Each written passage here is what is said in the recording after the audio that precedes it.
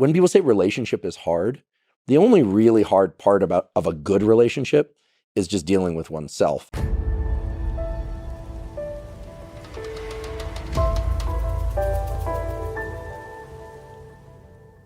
When people say relationship is hard, the only really hard part of a good relationship is just dealing with oneself and making sure that you're staying in that mode of caretaking. Because I do believe that if one is mainly focused on taking good care of the other person, provided they're also focused on taking good care of you to some extent, and we're good at taking care of ourselves, everybody flourishes. Everything gets better. But no, I don't think I experienced that until fairly recently.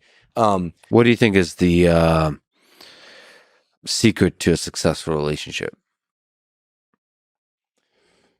There isn't just one, but at least in the top 5 is master, or at least be good at autonomic self-regulation. Know how to calm yourself down.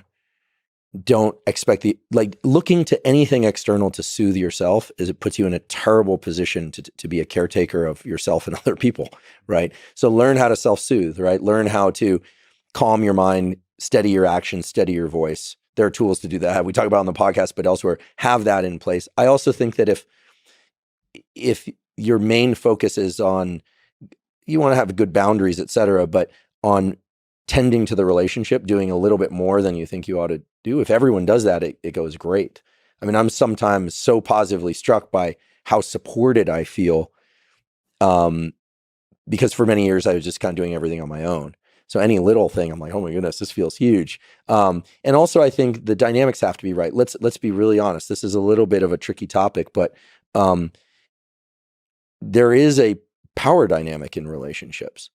Sometimes, not all, but in some relationships, it works much better if one person leads and the other person follows. In other relationships, it's more mutuality, works best. People need to know what they need.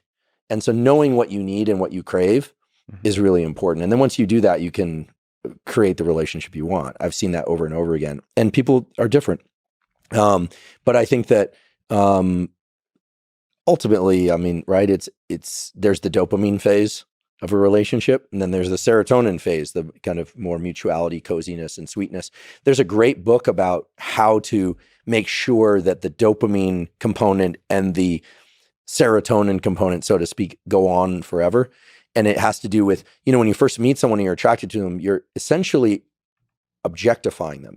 Meaning, not in the way people might think, you are not dependent on them for emotional stability or survival. As you get close with somebody, you really come to depend on them, and then you tend to objectify them less. And so this book, the name is kind of corny, but it's written by an analyst again. It's called Can Love Last? And it's a book about how really good, strong relationships are the consequence of people constantly moving through this dependency objectification dynamic. And I use those words in the true, the psychological sense, not in the way they're typically thrown around nowadays. So the idea, in some cultures, men and women will only touch for 2 weeks out of the month.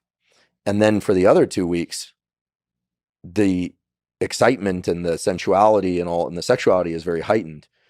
And then they go back to this kind of distancing. Now, I don't think that's feasible for most people, but if you look statistically, those relationships tend to last a very long time with at least reported mutual feelings of intense attraction for many, many, many decades. So human beings need to learn how to at least understand and control these dynamics. And there's a lot of divorce, there's a lot of cheating, there's a lot of stuff out there. It'd be great if people could resolve some of this stuff inside of the relationship, in my opinion. But one of the things I find myself for prolonged periods being attracted to is like, you notice some kind of magic and you keep wanting to dig to the depths, of that magic. You mean to really know that person? To really know a person deeply, yeah. You notice something Yeah, early on. Sure. I don't know what that is, but you just notice something special and you want to keep pulling at that thread and you never really do.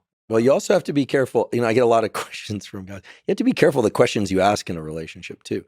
You have to make sure you really want that information. And it's not just about people's past, right? If you ask somebody how they really feel about something about you and they tell you, that may be soothing. It may be intensely stressful. You have to be, here's one thing I know for sure. For a relationship to work, you have to be brave. You can't go in there fully protected.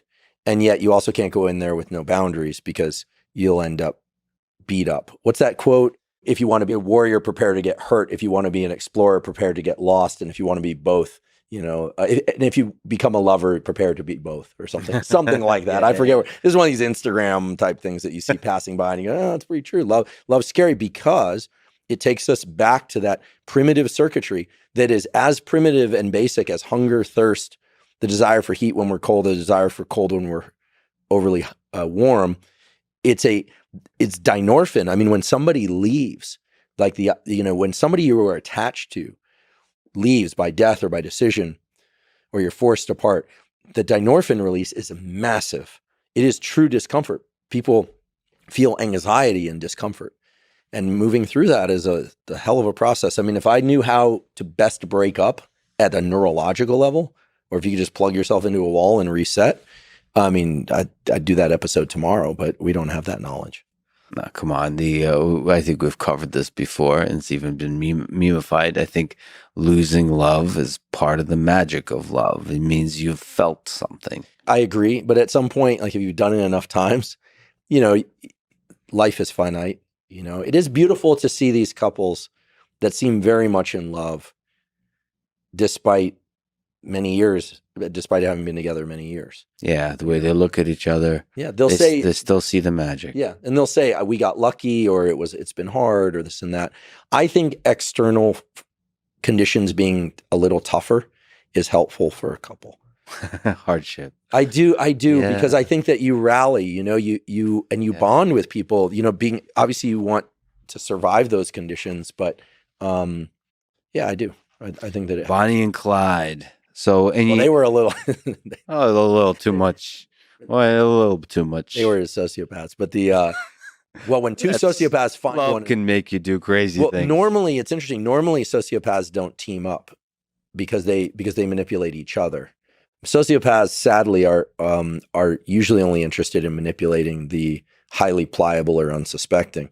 But when romantic attraction is woven in, then it gets really diabolical.